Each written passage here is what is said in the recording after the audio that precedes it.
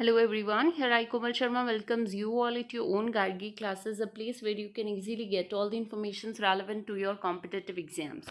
So आज हम Tintern एबे के जो रेस्ट पार्ट है उसके बारे में डिस्कस करेंगे. Earlier part I have already discussed in my previous video.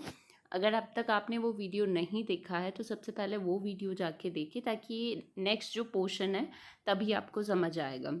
Right? So the complete title of the poetry is Lines Composed a Few Miles Above Tinton Abbey on Revisiting the Banks of the Wye During a Tour July 13, 1798 by William Wordsworth. तो उसका abbreviation क्या है? Tinton Abbey only. And the dilemma is कि Tintern एबे का इस through out poetry में कोई अपीयरेंस नहीं है. क्यों नहीं है? That I have already discussed in that video. So आप वो देखिए. So let's begin with the further part of the poetry. Alright. So आपके पोर्शन में आगे पोर्शन में आपको ये पता चलेगा दैट विलियम वर्ड्सवर्थ अकेले नहीं थे on the river of the on the bank of the river Wye के बैंक पे सिर्फ वो अकेले नहीं खड़े थे. Actually he was talking to his sister there. अगर आप थ्रू आउट पोइट्री देखोगे तो this poetry is in the form of dramatic monologue. Basically dramatic monologue जहाँ पे एक स्पीकर होता है जो एक अननोन लिसनर से या फिर उस लिसनर के बारे में उसी स्पीकर से पता चलता है. उसी स्पीकर से हमें वहाँ की सराउंडिंग के बारे में पता चलता है. उस स्पीकर से हमें सारी डिटेल्स पता चलती है आगे और पीछे की. सब कुछ हमें उस स्पीकर से पता चलता है और सिर्फ वो लिसनर जो है वो सुनता है साइलेंटली. और हमें पता होता है that there is a person who listens the speaker. ठीक है. तो यहाँ पे आप थ्रू आउट पोइट्री अगर आपने फर्स्ट पोर्शन देखा होगा तब आपको पता चल जाएगा कि थ्रू आउट पोइट्री जो वर्ड्सवर्थ है अपनी एक्सपीरियंसेस के बारे में शेयर कर रहे हैं. ठीक है. अब तक हमें ये नहीं पता था with whom he shares his things, but in this portion you would come to know that he is talking to his sister Dorothy Wordsworth जिसके साथ वो वहाँ पे गए थे सेकेंड रीविजिटिंग के लिए. तो this was the revisit of William Wordsworth to the river Wye, right? And the first visit of Dorothy Wordsworth. Dorothy Wordsworth पहली बार यहाँ पे आई हैं और विलियम वर्ड्सवर्थ दूसरी बार. पहली बार वो 1793 में गए थे 5 years बैक. ठीक है. So let's begin now. Nor perchance मतलब कोई चांस ही नहीं है. ठीक है. If I were not thus taught should I the more suffer my genial spirits to decay. For thou art with me here upon the banks of this river, this fair river. Thou, my sweetest dear friend, my dear, dear friend, and in thy voice I catch the language of my former heart and read my former pleasure in the shooting lights of thy wild eyes. तो यहाँ पे point अपनी जो sister है Dorothy को address कर रहे हैं. यहाँ पे बोल रहे हैं कि ऐसा कोई चांस नहीं है कि अगर मुझे ये सारी चीज़ें पहले नहीं सिखाई होती या नेचर ने मुझे ये सब कुछ नहीं पढ़ाया होता या फिर मैं इन सारी चीज़ों को एंजॉय नहीं किया होता तो इसका मतलब ये नहीं है. For thou are with me, तुम मेरे साथ यहाँ पे हो. ठीक है. And me with me here upon the banks of this fair river, upon the banks of this beautiful river पे तुम मेरे साथ अभी खड़ी हो. ठीक है. तो ऐसा नहीं है कि अगर मुझे नेचर ने या सारी चीज़ें मुझे सिखाई नहीं होती या सारी मैंने एक्सपीरियंस नहीं करी होती तो इसका मतलब ये नहीं है कि मैं तुमसे आगे ये सारी चीज़ें तुम्हारे साथ एक्सपीरियंस नहीं कर सकता था. मतलब अगर ठीक है मैंने पहले अगर ये सारी चीज़ें एक्सपीरियंस नहीं भी की होती तो भी मैं उन चीज़ों को आगे फर्दर अगर लाइफ में मुझे चांस मिलता तो मैं वैसे इंजॉय करता. राइट. क्योंकि तुम अभी मेरे साथ हो. You are with me standing upon this bank of the river, this beautiful river Wye. ठीक है. तो मेरी डियरेस्ट फ्रेंड हो, मेरी डियर फ्रेंड हो. एंड तुम्हारी जो वॉइस है through thy voice I catch the language of my farmer heart. क्योंकि मैंने पहले मेंशन कर दिया था यहाँ पे कि डोरोथी जो है वो यहाँ पे पहली बार आई हैं एंड विलियम वर्ड्सवर्थ यहाँ पे दूसरी बार आए हैं. तो जो पहली बार उन्होंने एक्सपीरियंस किया था उस चीज़ को वो रीलिव कर सकते हैं अपनी सिस्टर की वॉइस से कि जितनी एक्साइटेड वो है, जितनी वो खुश है, by seeing that side first time. तो वो उस चीज़ से, उसकी वॉइस से वो सारे एक्सपीरियंसेस दोबारा रिलीव कर सकता है जो उन्होंने पहली बार में इन्जॉय किया था। ठीक है, तो वो सारे एक्सपीरियंसेस वो रिलीव कर सकते हैं। And read my farmer pleasures in the shooting light of thy wild eyes. और तुम्हारी जो वाइल्ड आइज है, तुम्हारी जो एक्साइटिंग आइज हैं, उससे मैं वो जो पहले वाला जो मेरा प्लेजर है वो मैं ले सकता हूँ। राइट, क्योंकि तुम यहाँ पे पहली बार आई हो, मैं यहाँ पे दूसरी बार आया हूँ, तो मेरा जो फर्स्ट एक्सपीरियंस है मैं तुम्हारे साथ शेयर कर सकता हूँ। इसीलिए पॉइंट ने ये बोला था कि ऐसा नहीं है कि पहली बार मैं अगर मुझे नेचर ने वो सारी चीज़ें नहीं सिखाई होती, मैंने वो सब कुछ एक्सपीरियंस नहीं किया होता, तो भी अब मैं उन सारी चीज़ों को रिलीव कर सकता हूँ by seeing into your eyes, by hearing your exciting voice. ठीक है, oh yet a little while may I behold in thee what I was once. ठीक है, तुम्हारी लिटिल, तुम्हारी जो एक्साइटिंग आइज़ हैं, तुम्हारी जो मतलब ईगर, फुल ऑफ ईगरनेस वाली जो आइज़ हैं, उससे मैं अपने उन सारे प्लेजर्स, उन सारे एक्सपीरियंसेस को दोबारा गेन कर सकता हूँ जो मैंने पहले लिए थे या मैंने जो पहले एक्सपीरियंस किया था। My dear sister and this prayer make. और मैं यही प्रे करता हूँ my dear sister, knowing that nature never did betray the heart that loved her. कि नेचर कभी उस पर्सन को बिट्रे नहीं करता है जो उससे एग्जैक्टली प्यार करता है। ठीक है, so the person who loves nature, nature never betray that person. ठीक है, सो दिस हर प्रिविलेज, ये उसका बहुत ही इम्पॉर्टेंट क्वालिटी है through all the years of this our life to lead from joy to joy. और nature हमें सिखाता है कि किस तरीके से हम हमारी आगे की लाइफ को फुल ऑफ जॉयफुल तरीके से लीड कर सकते हैं, उसको इन्जॉय कर सकते हैं अपनी लाइफ को।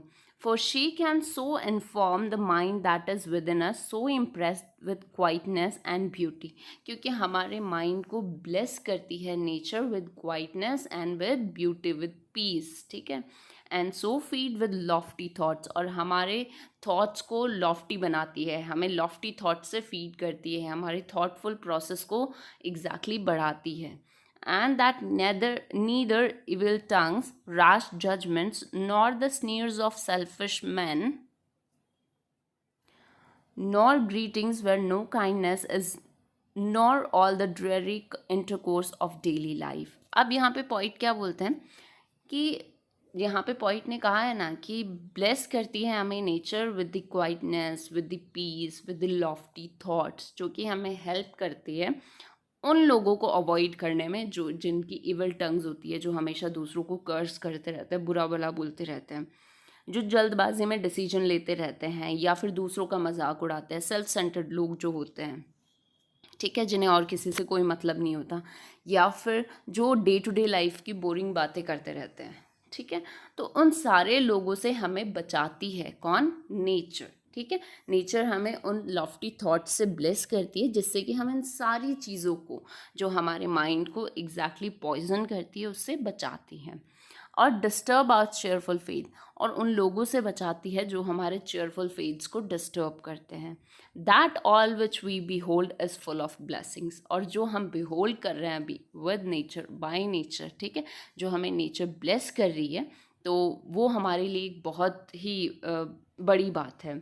So therefore let the moon shine on the in Dai solitary walk. अब यहाँ पे आगे की जो लाइन्स है, यहाँ पे पॉइंट जो है डोरोथी को एडवाइस दे रहे हैं कुछ, तो वो बोलते हैं कि let the moon shine on the in Dai solitary walk. जब तुम कहीं सॉलिट्यूड में चल रही हो, अकेले चल रही हो, तो तुम मून को रोको मत, उसे शाइन करने दो, अपने ऊपर शाइन करने दो, उसकी पूरी रोशनी को अपने ऊपर आने दो। And let the misty mountain winds be free to blow against दी।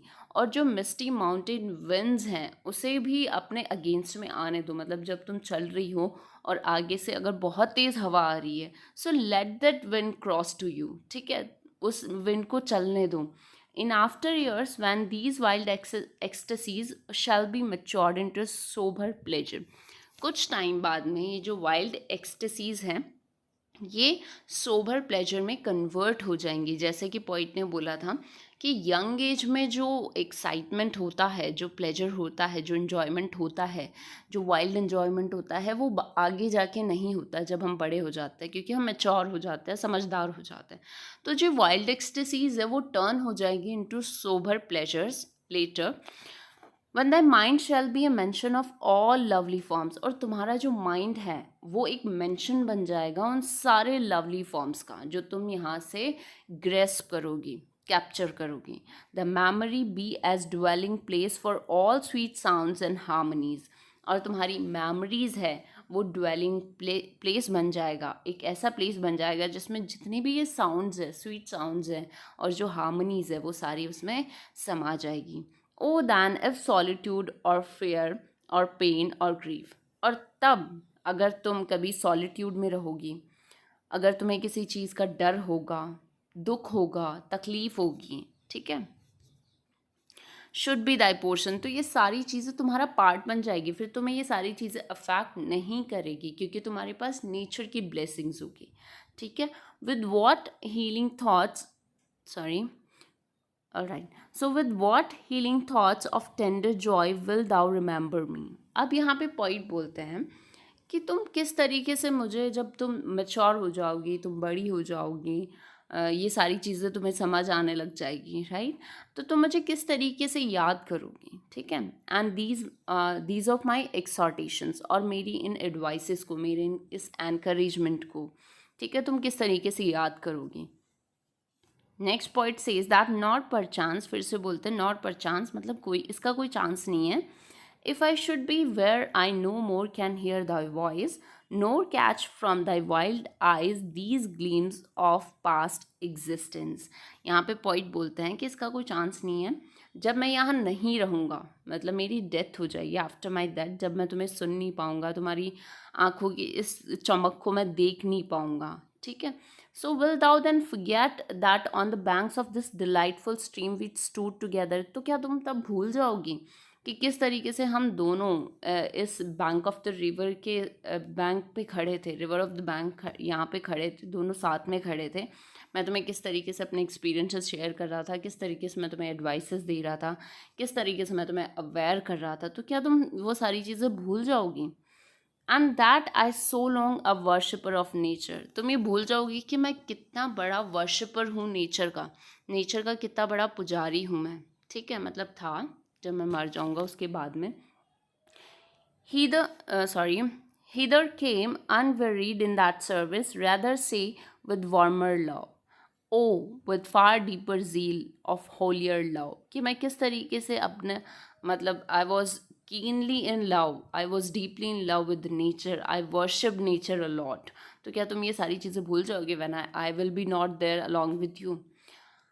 आगे पॉइंट बोलते हैं nor will thou then forget, तुम ये चीज़ नहीं भूल पाओगी दैट आफ्टर मेनी वॉन्डरिंग्स, कि मैंने कितने नेचर में वॉन्डरिंग्स की है, many years of absence, these steep woods and lofty cliffs and this green pastoral landscape were to me more dear both for themselves and thy sake. Lastly point बोलते हैं कि तुम ये चीज़ नहीं भूल पाओगी जब तुम बहुत टाइम बाद में यहाँ फिर से आओगे और मुझे याद करोगी यहाँ पे खड़े होके. तो ये जितने भी वुड्स हैं, ये जो लॉफ्टी क्लीफ्स हैं, ये ग्रीन पेस्टोरल लैंडस्केप्स हैं, एंड किस तरीके से मेरे लिए डेयर थे और किस तरीके से बाद में तुम्हारे लिए डेयर बन गए और किस तरीके से हम दोनों के लिए ये डेयर वन बन गए. ठीक है. तो इस तरीके से पॉइंट यहाँ पे सम अप कर रहे हैं अपने पोइट्री को. सो this is all about Tintern एबे. होप आपको समझ में आई होगी, आपको वो डिस्टेंस भी पता लग रहा होगा कि किस तरीके से सिटी लाइफ को छोड़ के पोइट एक ऐसी जगह पे गए जहाँ पे उन्हें कंप्लीट पीस ऑफ माइंड मिलता है, जहाँ पे ब्लेसिंग्स मिलती है फ्रॉम द नेचर, और वो नेचर ब्लेसिंग्स उन्हें हमेशा प्रोटेक्ट करती है from the harmful effects of the chaotic life of the city, chaotic life of city. ठीक है. किस तरीके से उन्हें सब चीज़ों से प्रोटेक्ट करती है और उन्हें पीस ऑफ माइंड प्रोवाइड करती है, उन्हें सेरेनिटी प्रोवाइड करती है during the days of टायरसम days of the life. तो इस तरीके से आप समझ सकते हैं कि पोइट का स्टेट ऑफ माइंड क्या है. So this is all about William Wordsworth Tintern Abbey. Thank you so much. कोई प्रॉब्लम हो तो कमेंट सेक्शन के थ्रू पूछ सकते हैं. Thank you.